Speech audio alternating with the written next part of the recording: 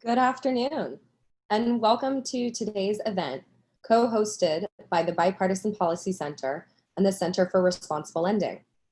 My name is Janan Batar, and I'm a senior analyst at BPC. The economic consequences of COVID-19 have renewed conversations about the struggles of student loan borrowers.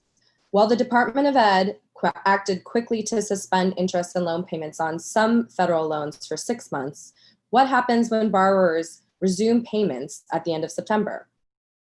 The aim of today's conversation is to explore a range of policies that would support student borrowers through COVID and beyond. With that said, let me introduce our experts. Their full bios are available on the BPC event webpage. Andrew Gillen is a senior policy analyst at the Texas Public Policy Foundation. Ashley Harrington is the Federal Advocacy Director and Senior Counsel at the Center for Responsible Lending, and Nathan Hench is the Senior Vice President for Public Affairs at the Pennsylvania Higher Education Assistance Agency. We invite you to participate in today's conversation by tweeting #BPCLive. Or if you're viewing this event in Zoom, you can submit a question via the Q&A feature. We'll leave a third of today's time to address your questions directly. Finally, we're going to use some polling throughout today's conversation to gauge audience perspectives. You'll hear me asking Mariette, our BPC project associate, who is behind the scenes, to queue up the questions.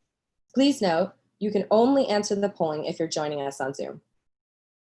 So let's begin with a test question. For all of you in the audience, this will pop right up on your screen in Zoom. Do you hold any federal student loans? And we'll give you just a couple moments to give us your answer.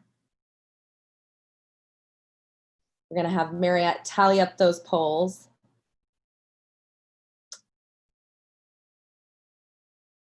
Yes, so it looks like 64% of you joining us today actually hold federal student loans. And that means a lot of you have a vested interest in the policy changes that may happen. So with that, let's get started. I want to start with our panelist, Ashley. Can you give us a little background on how the recent CARES Act sought to support student borrowers? What extent have they achieved this goal? and maybe even tell us a little bit on how this is impacting different communities differently. Absolutely, thank you. And thank you all so much for attending. I think the fact that we're having this conversation and the fact that the CARES package did include some relief for student borrowers is just a testament to the realization, the growing realization to what so many of us on this call already know, which is that we are at a crisis point with student debt that is impacting the economy and communities, that's only been exacerbated by the COVID-19 crisis. This is also an experience that is felt differently by different communities. This is definitely student debt disproportionately affects low-income people and people of color, particularly Black graduates who are or Black college students or alumni, that's the best word right now, sorry, who are more likely to carry more debt and to struggle in repayment. And we know why, given the history of racial oppression and exclusion in this country. It's no wonder that the student debt burden also disproportionately is carried by African Americans. It's also disproportionately carried by Latino students who are also struggling in repayment. So we just have to keep that context in mind, especially as we think about CARES and future relief packages in response to COVID, because these are also the same communities that have been most impacted by the COVID crisis. These are the same communities that were most impacted by the Great Recession, who have yet to recover from the Great Recession. So anytime we were thinking about how we serve student borrowers, we have to be mindful that there are some communities who are experiencing this, just like everything else, that are being impacted by this crisis in a more severely than even other communities. So sorry for that side note, but in CARES Act, there was some relief provided for student loan borrowers. It's important to note that the relief that was provided is only for borrowers of federally held student loans. So if you have a Perkins loan, for instance, or if you have a FFEL loan that is not actually owned by the department right now, it could be owned by a guarantee agency or another servicer, your loans are not covered.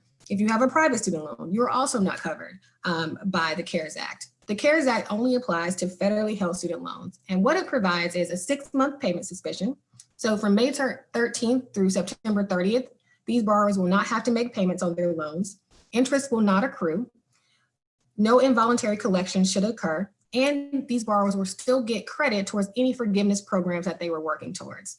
So these are really helpful provisions for the people that they impact, right? But there is so much more that needs to be done in future packages and just on student debt and how we fund higher education in general.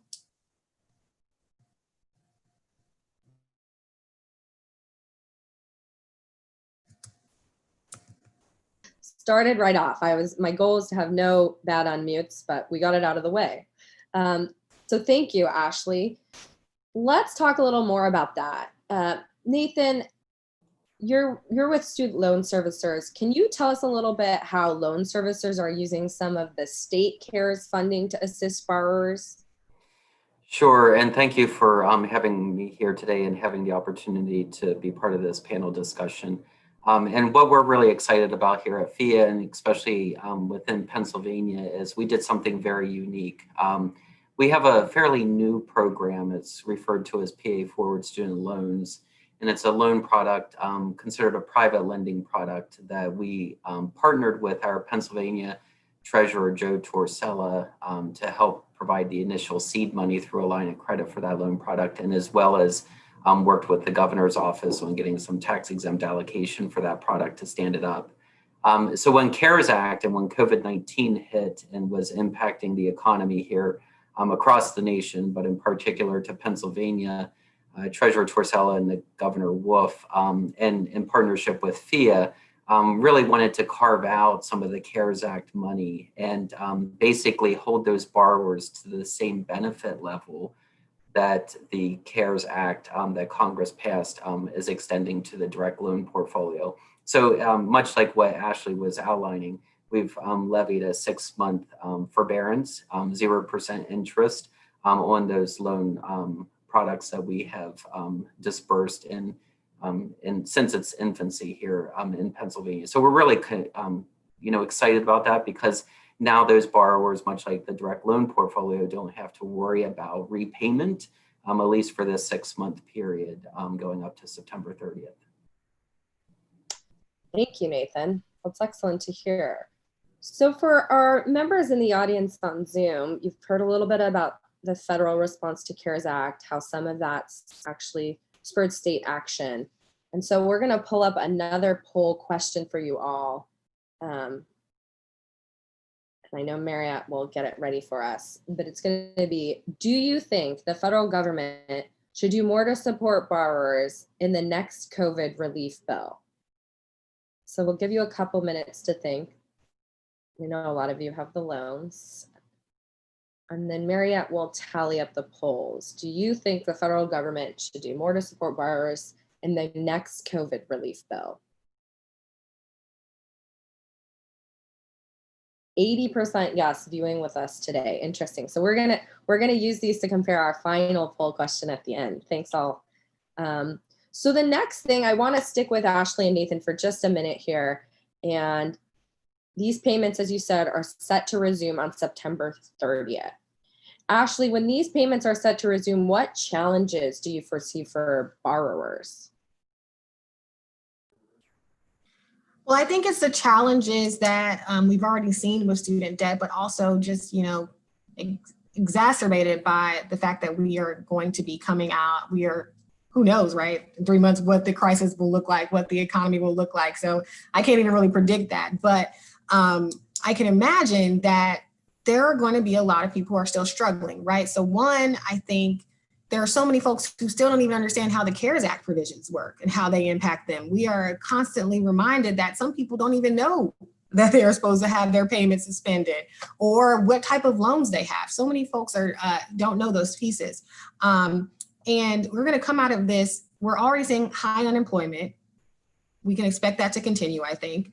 We're seeing constant shifts in all of the markets in the economy, and all of that impacts folks' ability to pay, right? Ability to pay and manage their loans. People are even before COVID, people were having to make decisions about life expenses, right? Rent, student loans, car notes, other things, food, childcare, all of these things were already issues. And those are only going to be even harder choices for a lot of people coming out of this crisis, because even if you come out of this crisis, you're able to have a job. If you were facing unemployment during the crisis, you're not able to save, right? You're not able to have a cushion. And so many folks already didn't have a cushion. So the little cushion that people had will be vastly depleted or be even further in the negatives. So we're going to be in a situation where so many consumers, so many borrowers have financial insecurity is greatly increased. And that's definitely going to impact their ability to navigate and successfully manage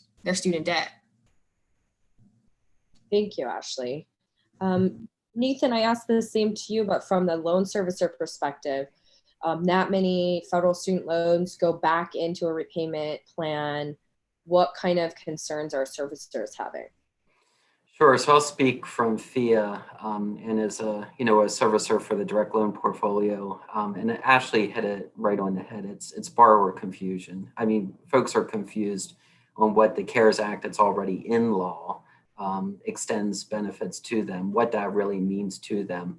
And so the concern that we have from a servicer is how do we re-engage borrowers to have them start thinking about repayment? So they take a 6-month break, haven't had a chance to think about, having the need to think about repayment of their student loans, which has been great so that they can refocus on other priorities in their life. Totally understand that.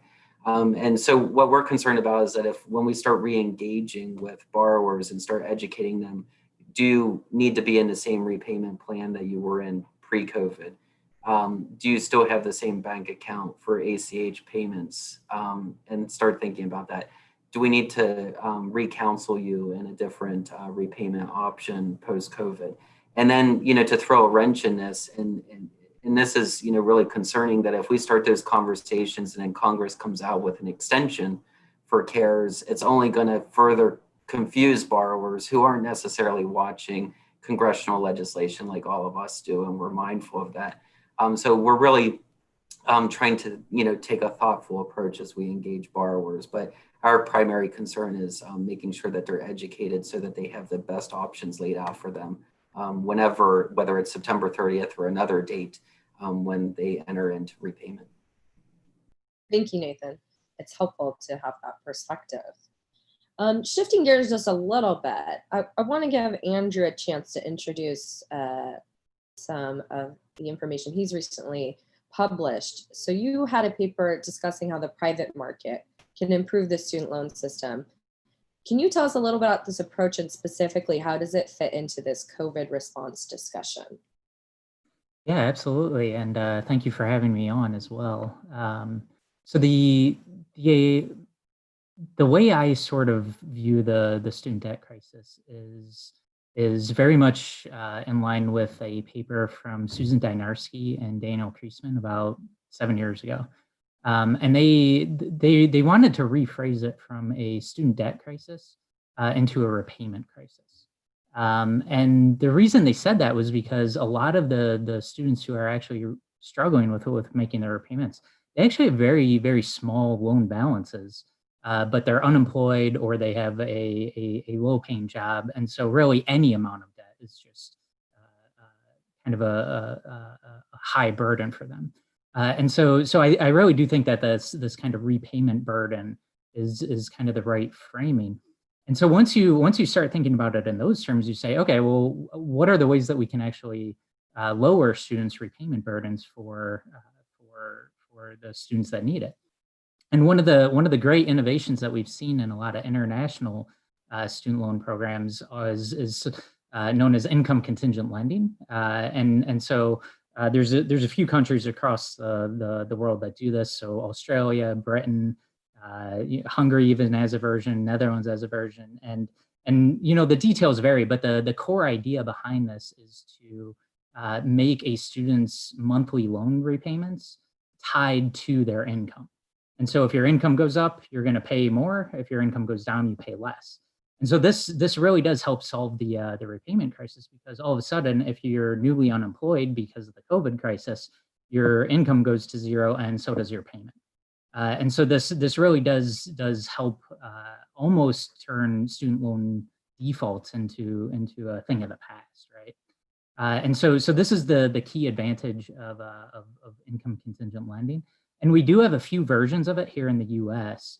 There's about half dozen different programs that students can enroll in, but they're very confusing. You never know which one you want to pick, and they've all got different terms and conditions. And so I think it kind of a revamped income contingent lending program would have a lot of advantages. Awesome. Thank you, Andrew. And that kind of leads me right into my next topic. Some advocates, including the BPC and the Center for Responsible Lending, are calling for an automatic system of income-driven repayment to help ensure some affordable monthly payments.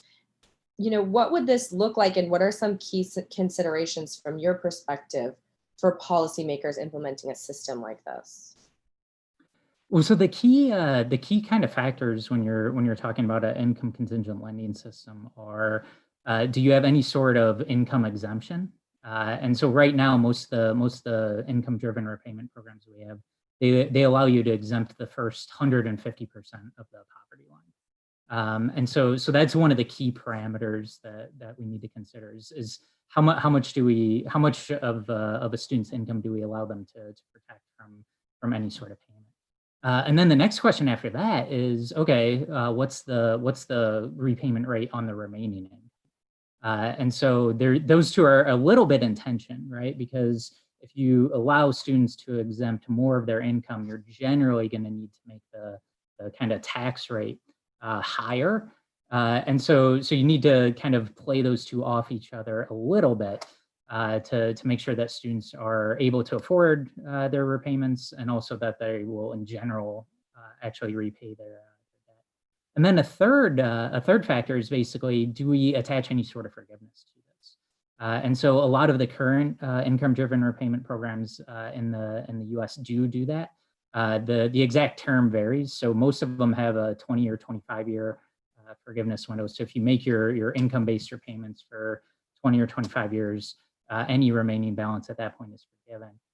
But there is a special program for public service loan forgiveness where you only have to make payments for 10 years. And so all of that, and that just is almost another complication, because not only do you need to consider the different income exemptions, the different tax rates of these various programs, but you also have to consider the different forgiveness provisions.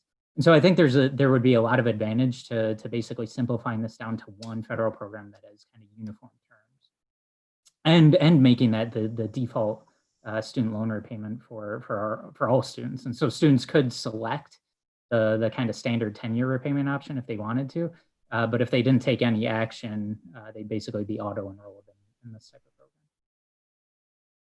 Awesome. Thank you, Andrew.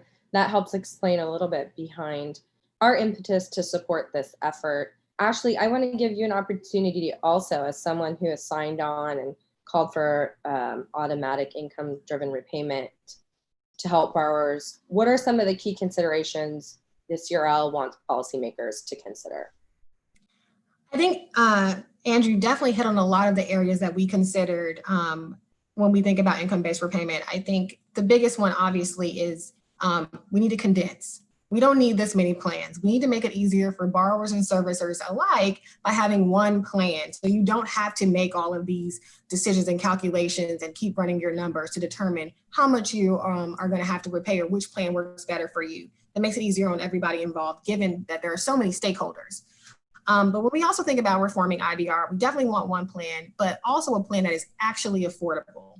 Part of the issue with IBR, and Andrew touched on this as well, with our current plans, is what it protects, right? 150% of the poverty line, if anyone knows what the poverty line is, that is extremely, extremely low. So that protects very little income and actually doesn't reflect how much it actually costs to live in this country. Not to mention the different cost of living across the country, right? So we have a poverty line and an income protection that is woefully inadequate to actually help people stay in positive repayment and actually help them to be able to manage their loans and the other things they have to manage in part in their life. So about a year ago, CRL published a paper with a number of civil rights orgs from NAACP, Leadership Conference on Civil and Human Rights, Urban League, and Unidos US, where we talked about the need for broad-based debt cancellation, which I know we'll get to later, but also reforming income-based repayment. We advocate for protecting income up to 250% of the poverty line, having the repayment rate be 8% of your monthly income, because we think that is so much more affordable for folks. So they can actually pay back their loans and do the other things that we would hope people who have student debt, who have gone on to get higher education, are able to do in terms of contributing to their community and the economy, and also having that term be 15 years. I work at CRL, we work on everything from mortgages to student loans. And when you think of 20 to 25-year terms for a loan, you're thinking of a mortgage. That shouldn't be the term for a student loan. That shouldn't be what you have to pay back for higher education, which is, again, supposed to benefit not just the individual, but a society more broadly. So we advocate for a 15-year repayment term. And at the end of that, yes, the remaining balance, if there is some, should be forgiven, and it should be forgiven tax-free. We think this is a much more workable system that should be implemented as soon as possible. We know that even with 5+ income-based repayments available, right? There are so many people who are already in default, who are already delinquent even before COVID. So something was already broken in our system. And so one thing that we can do is simplify the system and make it actually affordable. Awesome. Thank you, Ashley. And I saw Nathan giving some nods, so I'm gonna toss the next question. I like it when I get this is the question everyone's waiting for. So I'm going to toss it to you first, Nathan. Some on the left have been calling for student debt cancellation as a way to support borrowers during COVID-19. So what are some of the debt cancellation proposals on the table? And can you tell us, maybe some general thoughts you have as a servicer on debt cancellation? Yeah, so I'll speak more specifically to loan forgiveness, and maybe targeted loan forgiveness. That's here at FIA, we have a lot of experience in that wheelhouse and camp, and I think you just always great concepts and very much needed, especially in targeted areas. however you might want to define the targeted, and we'll leave that up to the policymakers. However, we need to be mindful of the unintended consequences that might come forward from the loan forgiveness programs, where you're not setting consumers' expectations at a higher bar, and then having all these gotcha moments, or these hoops that borrowers have to jump through in order to meet the loan forgiveness. So I think we just need to be very careful in how we craft a program, much like Ashley was saying, that it's simple, it's straightforward, it's easy to understand from a repayment perspective, and it's the clear goals are clearly outlined on what the borrower needs to do in order to meet that point of forgiveness. And I think those are all valuable points that we need to take into consideration as we either amend existing programs or we create new programs. And the one thing that we always find with policymakers, and I'll use that general term, policymakers, is they always want to create something new. You know what I mean? They want to create something new. It's more fun to build new highways, but not repair the old ones. So, and sometimes I think they get left off to the side, and then there's some disappointed borrowers or consumers that are left in those old programs. Thank you, Nathan. So Nathan gave us a little insight on targeted forgiveness programs. Andrew, I'm going to toss it to you next. What are some of the proposals you're hearing, or pros and cons of the approaches that you've been thinking about? Yeah, so this is the kind of loan forgiveness in general has definitely been in the news a lot lately. And some of the proposals are kind of targeting, or at least kind of limiting how much can be forgiven. But in general, I think that kind of these loan forgiveness proposals are generally a bad idea, but they're really unnecessary when you combine it with these income-driven repayment programs. So just kind of when you've got an income-driven repayment, you've already made it so that payments are always affordable. And so the whole point of forgiving loans at that point is kind of gone at that point. You've already fixed the problem, which is unaffordable payments at this point. And so if you combine loan forgiveness with income-driven repayment, you're kind of solving the same problem twice. And if you look at the way we've done forgiveness so far, it's been very badly targeted, very generous to populations that we don't necessarily need to be. So we recently saw some data on the public service loan forgiveness debt, and very few people have been able to get that so far. But the people who have, they've had an average of almost $62,000 forgiven. So these are, very high debt. That's more than you can take out in undergraduate. So this means that your typical student is actually a grad student, which they should presumably then be making somewhat sounder financial decisions, right?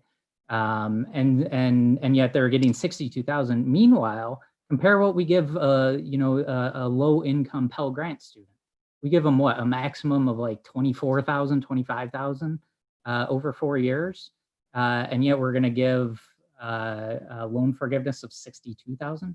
So I just don't see the targeting being there, because it's very regressive. It's an order of magnitude more generous to the recipients than what we traditionally provide to even the lowest income students in the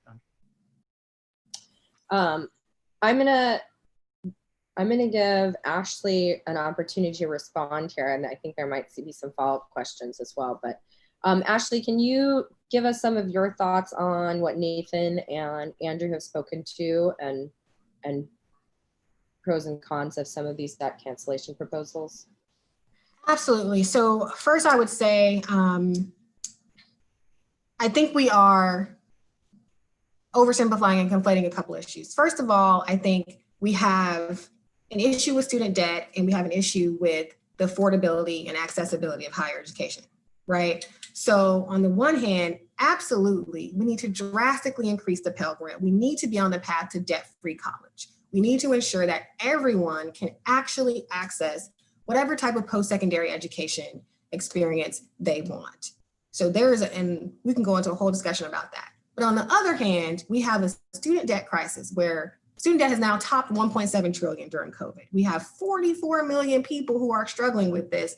And I don't think that IDR and cancellation solve the same problem, because if IDR was the answer, we wouldn't have the problem. We wouldn't have so many people struggling in delinquency and default, so many people who have been paying back their loans for decades and still have balances that are growing. So many people who have been paying for years and they can't make a dent in their principal. I think we have to remember that these systems are operating in a society where we have major racial wealth and income disparities. And so we can't just look at the incomes of the borrowers even, right? There's so much more going on to this than just these pieces, even to the point where for people of color, they actually do have to take on more debt. There's research to show that in order to get the same salary even that a white person would get with a college degree, they actually have to go to grad school and then therefore take on more debt, because we're passing down a racial wealth gap because we have no ability to actually build wealth to then pass down.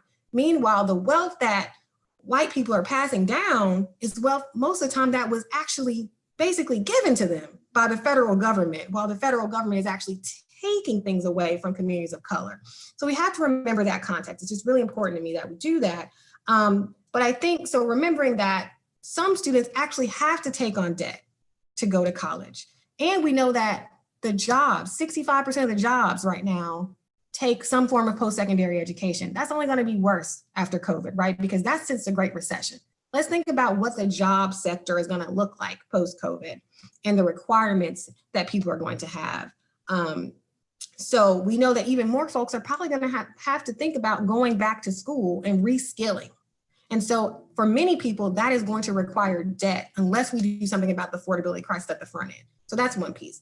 But we have to think about the back end, because there's still, even if we got debt-free college tomorrow, there would still be 44 million people struggling with student debt. That would still be a serious drain on the economy, right? There's a reason why it's estimated that if we actually forgave all of the student debt, we would put like $108 billion, $70 to $108 billion back into the economy per year for 10 years. So this is something that goes well beyond just repayment plans and things like that.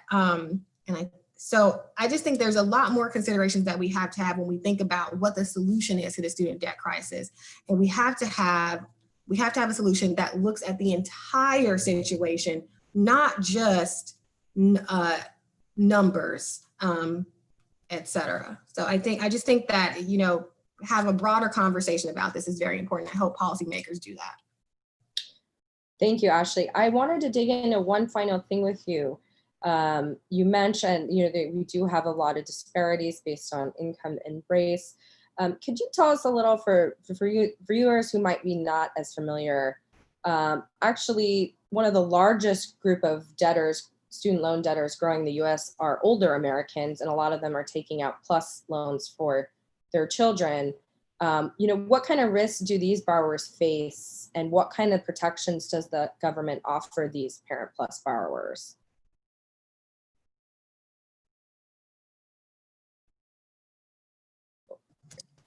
I'm sorry, was that question for me? Yeah, sorry, I just wanted to have you. I'm sorry, I'm so sorry. Just a little bit about what's going on with PLUS borrowers, since they are one of the fastest growing of student loan debtors in America right now. Yeah, I think you're right. We're seeing the folks over 60 who are paying back student debt, and you're right. Sometimes it's for them, sometimes it's for their grandchildren, sometimes it's for their children. Like there's that number is growing, and not just the number is growing, but people who are struggling with it are growing, right? We're seeing so many people get their Social Security checks garnished. And that's a problem, because Social Security checks aren't that big, right? And so I think we have to realize that this is a intergenerational problem at this point. There are some people, again, who have been paying back student loans for decades. So the Parent PLUS loan, it goes back, I think, both to the struggles in repayment, but also the affordability crisis, right? So there are so many parent and grandparent borrowers who had to borrow to help their students pay for college because the Pell Grant did not cover, because of the way the EFC was calculated, right? That made it seem like this family should be able to afford more than they are. We can go into a whole other tangent about that. But realizing that this is something that then is impacting multiple generations in one family, right? And also Parent Plus loans don't have access to even the same forgiveness programs that other loans have. And so in the forgiveness program, it does have the IBR programs, it does have access to are much less affordable. And these are programs, again, that are disproportionately used by low-income people because they're having to make up a gap that other folks are making up with home equity, with entrepreneurship, with other things that have, with retirement savings, with other things that have allowed folks to build wealth and give them that cushion to pay for higher education for their family members without having to take on more debt. Some families just don't have that ability and they've had to rely on other loans, including Parent Plus loans. So there's a lot to be done to ensure that Parent Plus borrowers, again, who are disproportionately low-income parents, have access to similar repayment plans, have access to cancellation, and are actually able to afford that loan. And we also just, again, have to move back to making college more affordable, increasing the Pell Grant, getting on track to debt-free college. I hope that answered your question. No, thank you, Ashley. I think a lot of folks don't know how many older Americans hold significant portions of student loan debt. So I do want to keep my promise to our audience members that we're going to give them the last third of the event to our questions. And so I see some of you have already submitted them. Again, if you're on Zoom, there's a question feature. If you're joining us live off, let's say YouTube, you can hashtag BPC Live on Twitter. And so I think the first one I want to kick off is someone actually asked Nathan, how is FIA planning to reach borrowers who would benefit from rolling in an IDR when the program expires? You did mention that your largest concern was confusion and based on timing, but when you do have that period where we go to repayment, how are borrowers going to find out? It's a really good question. And before COVID, I had a full head of hair just for everybody's, edification, but all joking aside, as folks may or may not know, FIA is one of the federal servicers for the direct loan program, and we are the servicer, and the U.S. Department of Education is the administrator for the program. And one of the benefits that we like to, press upon the Department of Education is that we're on the front lines dealing with borrowers that, as Ashley pointed out, with all these troubling, life decisions that they need to make, and student loans is a big part of that. And so we've been having productive conversations with them around how we need to communicate to borrowers as quickly as possible. And one of the concerns, and I did touch on it earlier, was what's going to happen if Congress extends the day September 30th to a later month, which would be great. But making sure that we have that right consumer experience or borrower experience so that they're educated on what options exist to them. But it's at least what we're advocating for is that we get to borrowers as quickly as possible and talk to them before the grace period. So it's not September 29th and October 1, I'm going to oversimplify, we're hitting their bank account, or being directed to hit their bank account and they didn't exactly budget for that potential payment. So it's definitely a concern of ours. And again, it goes back to borrower education, making sure that they have the right tools and for information to make the plans in place for October 1 and therefore after that. Thank you, Nathan. That's helpful information. Another question from the audience I have here, Andrew, I'm kind of hoping maybe you could take a swing. What can state policymakers be doing to assist student loan borrowers who are struggling during COVID and beyond? Yeah, so that's a great question, and unfortunately, the policy options open to individual states is somewhat limited because, like all the federal financial aid programs, the terms, the conditions, all of the rules and regulations, they're all set at the federal level. And so states can't really do much about, like say Texas couldn't forbid students from taking out student loans in Texas because it's a federal program. So really the only thing that they could do is provide assistance to students to help them meet payments. And so maybe if a state wanted to identify students who were particularly impacted by the virus crisis and provide them some temporary assistance. That might be an option that's available to states, but they don't have as many policy levers at their disposal as the federal government does, because these are fundamentally federal programs. Thank you, Andrew. Something else we're kind of thinking of, again, going back to BPC, CRL, and Andrew supports our recommendation for auto IDR. Andrew, I'll start with you.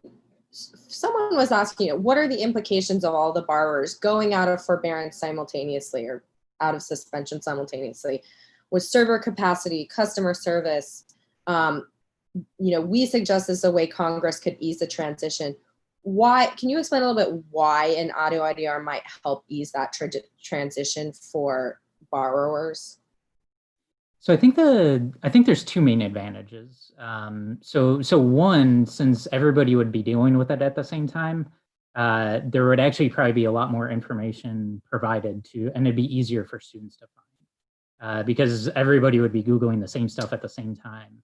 And you'd get people who knew the answers kind of producing useful information. Whereas when students are kind of trickling into these programs, it's much harder to get that critical mass.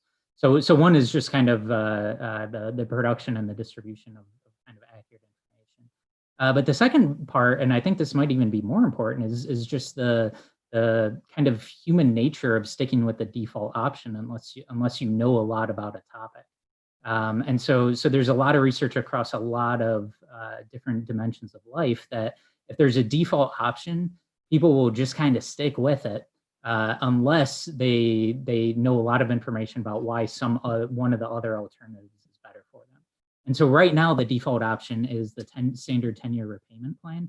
And so people just kind of default into that, even if it's not a very good fit for them. Whereas if the default option is kind of this new and improved income-based repayment program, then in that case, people will stick with that unless they say, no, you know what, actually the standard 10-year repayment program is the best for me. So I'm going to take some action proactively to put myself in that plan.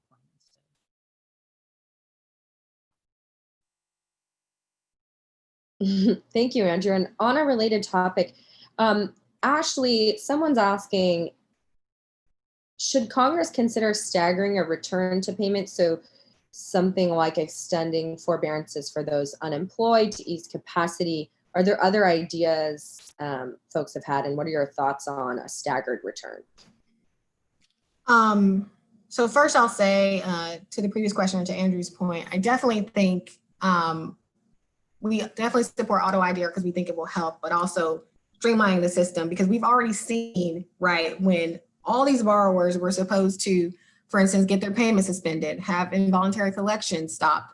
We still saw over 50,000 students were still getting their loans collected on, right, during that we're not supposed to. We've seen a number of issues that way. And part of that is there are so many stakeholders, multiple servicers, multiple repayment plans. Servicers are using all different platforms. As far as I know, the platforms don't really talk to each other. They don't really even talk to the department's platform. And just today it was announced more progress has been made on the next gen servicing platform and what that transition will look like. And so, and having a single platform. And so all of these things are happening simultaneously. All of these things are impacting both the experience for the borrowers and also the ability of servicers to manage all of this, right? And again, I'm on the side of consumers and borrowers, but I also recognize that servicers call centers are also impacted by COVID, right? Like there were so many servicers who had to shut down some of their centers, right? Because of the social distancing guidelines, et cetera. So all of these things are impacting each other. When you have a system that has this many stakeholders and it's this much money at stake, there are problems, right? And you have so many options. So I think fixing that. So I think what we advocate for, one, broad-based universal debt cancellation. Got to throw it in there.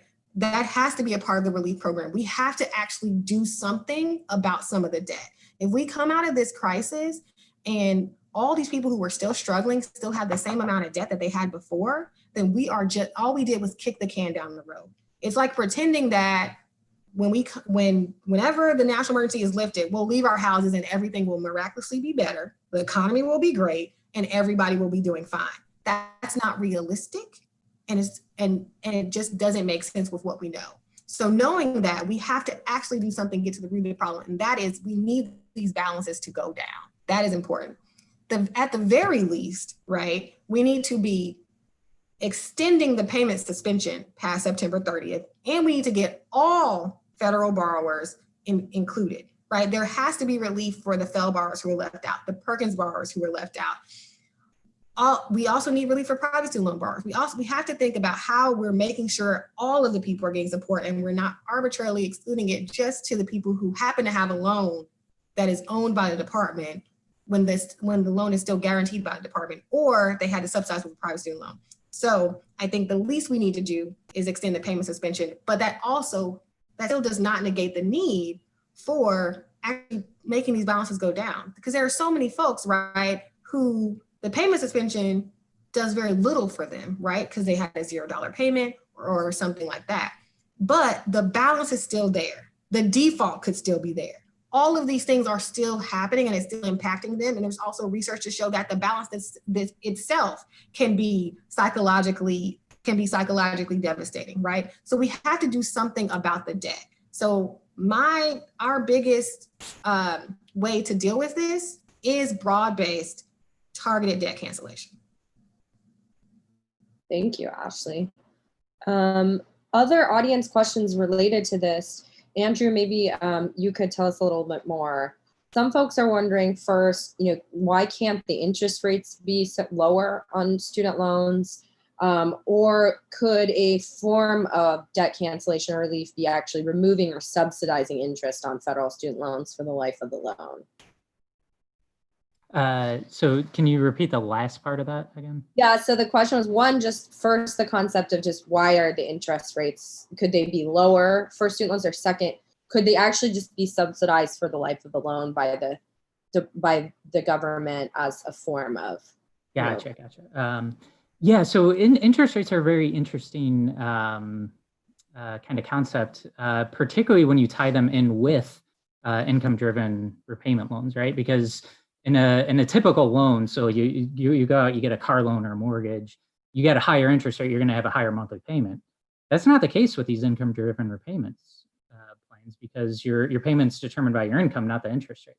And so all the interest rate on these plans does is it extends or shortens the length of time that you'll be repaying the loan. And so if you have a higher interest rate, then you're going to have more interest accumulate, and you'll repay for longer. And so this is kind of one really good example of how we sort of need to change our thinking about a lot of lending concepts when it comes to income-driven repayment.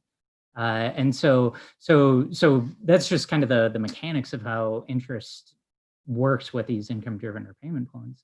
And currently, a lot of different loan programs that the government offers are subsidized, in the sense that the interest rate that's charged on the loan is lower than what we think the market rate would be for the equivalent loans. The one exception to that is actually Parent Plus loans.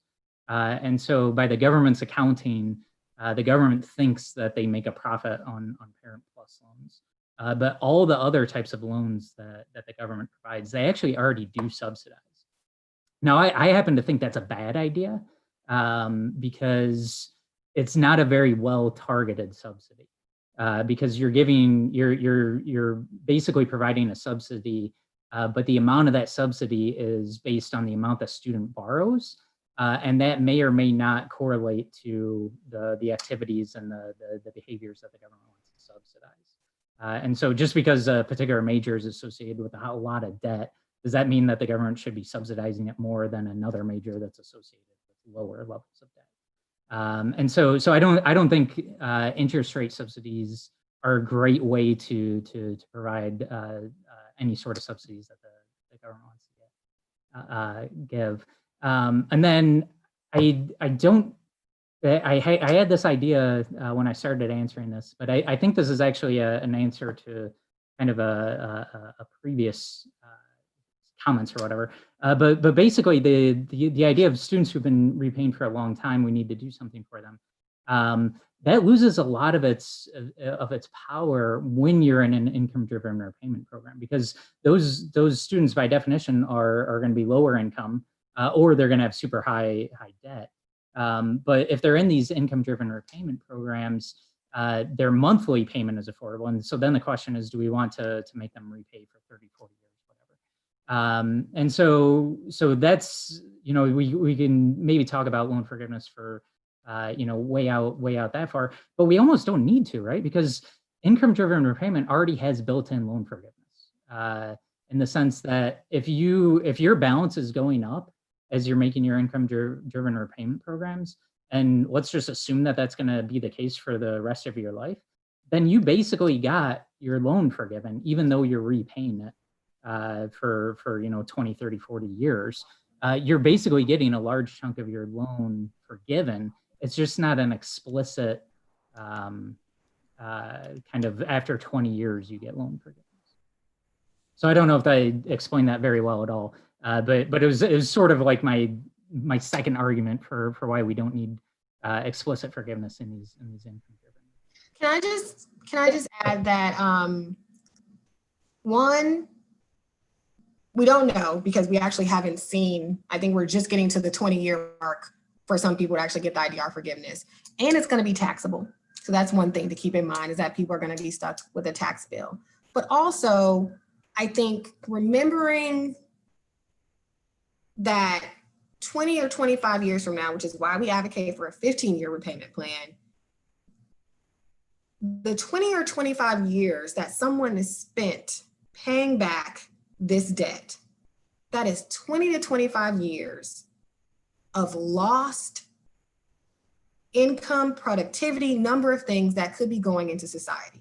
So yes, some folks will get forgiveness at the end. We actually don't know how many people or what the cost is because we're just getting to that stage for some people, right? But that ignores the fact of what it took to get to that 20 or 25 year mark.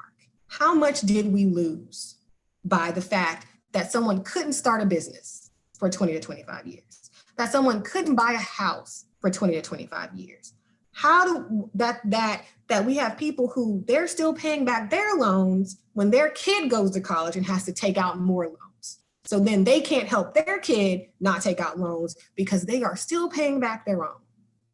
How much do we lose while we wait for people to pay off something that actually is counterintuitive to the whole point of higher education and to the whole point, I think, of access and opportunity? How much do we individually lose at the family level, at the community level, and at the entire economy? How much do we lose out on when we just wait to get to 20 or 25 years and see what happens? Thank you, Ashley. And thank you, Andrew and Ashley, for really kind of helping fill out the context for these discussions. I want to see if we have two more questions here, and I'm going to combine them. We'll see how happy the audience members are with the combined question. But one, toss it over to Nathan. I'm wondering, are there any ideas you're hearing getting traction either with servicers, your partners, congressional members, that you think are exciting? But also, just talk about anything, reform options that you might want to see that improve the opportunity for folks as servicers. So really, oh, go ahead. No, I was just going to say it's a broad topic, or, so I'll try to take a stab here at some thoughts they had. And I think that some reforms that, we might want to consider is making sure that, and I guess I keep going back to beating this drum of like borrower education and making sure that when a parent takes out a Parent Plus loan, that they fully understand the debt level and the amount, the interest rate and, the burden that they're going to have. And so I think around, the proper disclosures for some of those loan products is incredibly important to have. And I think it also, from a servicer's perspective, we also, find that borrowers are surprised that they have debt when they graduate from college. It's really easy to sign one master promissory note at the start of college and, sort of set it and forget it. And I when I talk to families, I always articulate, be careful on the institutional cost that you're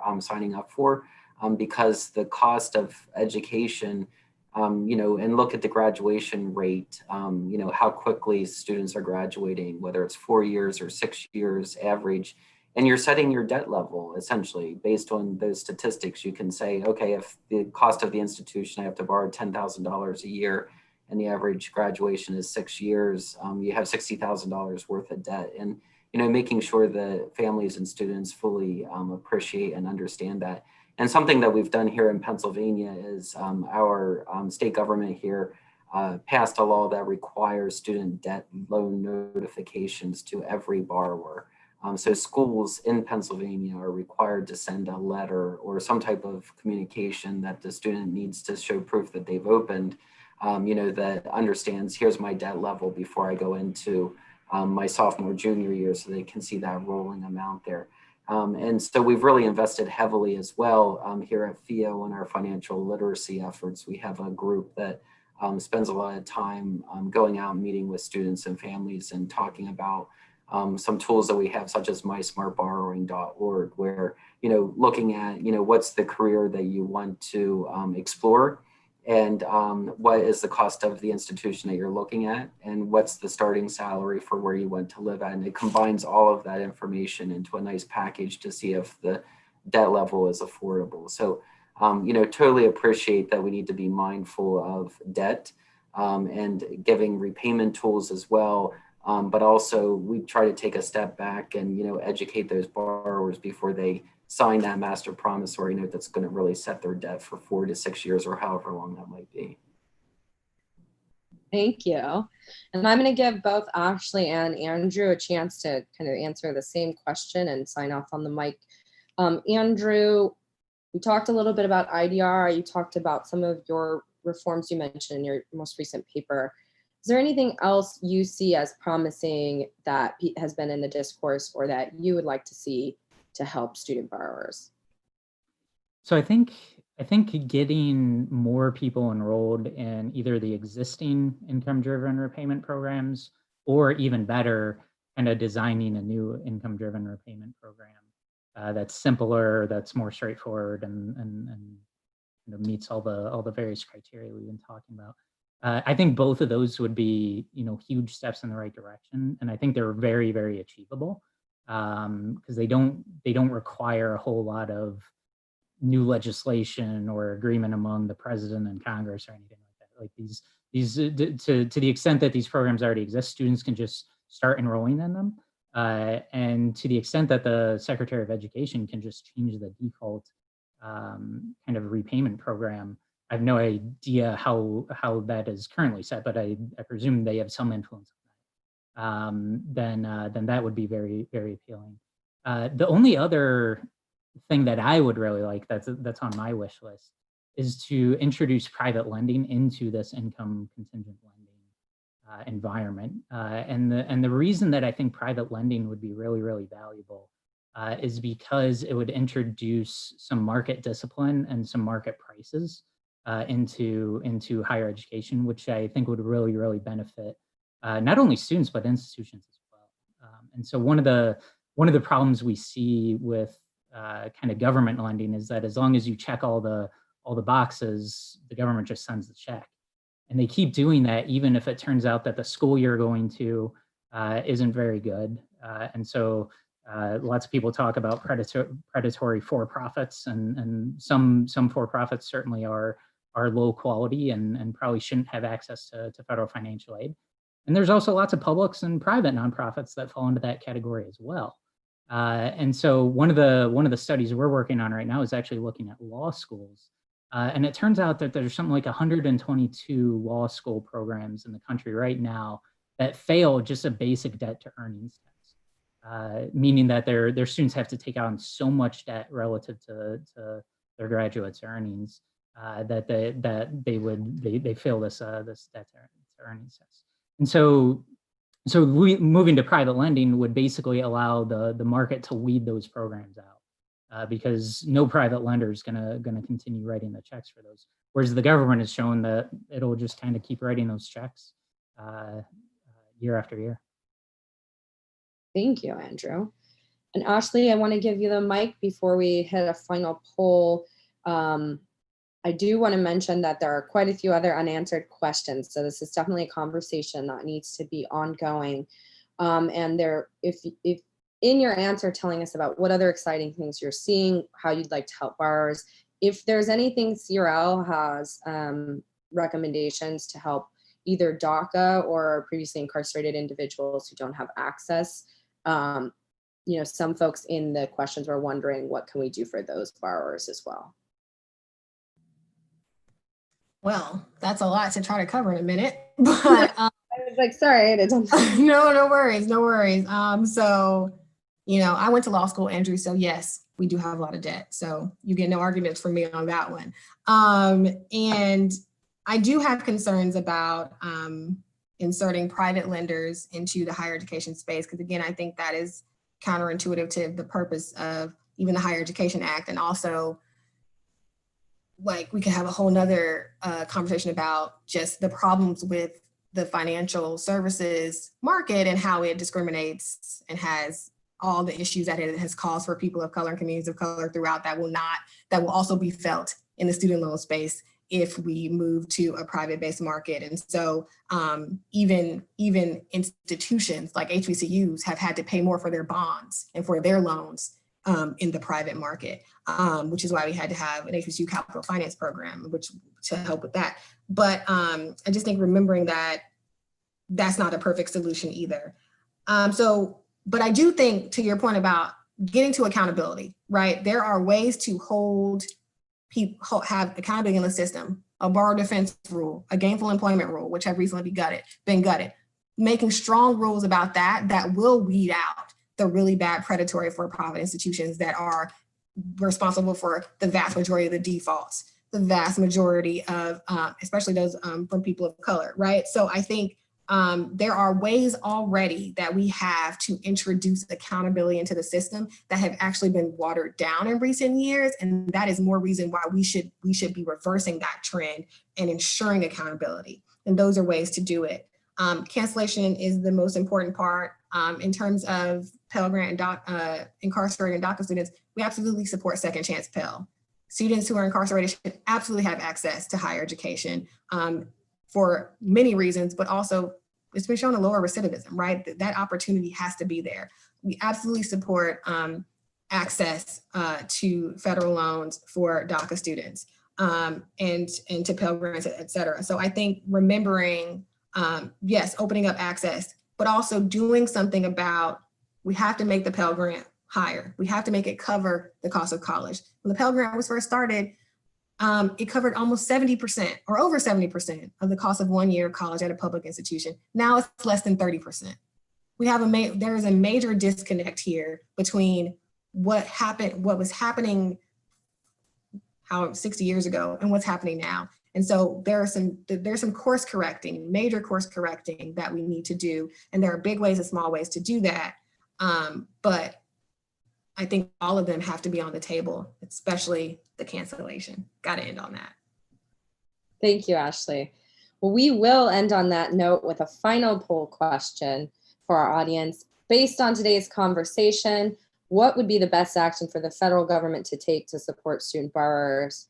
You've heard about automatic income-driven repayment, extending the current loan and interest suspension through Congress, broad-based debt cancellation, or targeted debt cancellation. Perhaps you think there's no action, or you think something else entirely, so please click other. Marriott will give you a couple minutes to drum roll and tally up the polls. And we'll give you just a couple more seconds. There we go. So it looks like it's pretty split, but we have support in a lot of these different areas that folks talked about today. So I definitely hope that this has helped inform your discussions on these options. It looks like we have used our time together today. I do hope that the conversation does inspire further action on how we can support student borrowers during COVID and beyond. On behalf of BPC and the Center for Responsible Lending, thank you for joining us.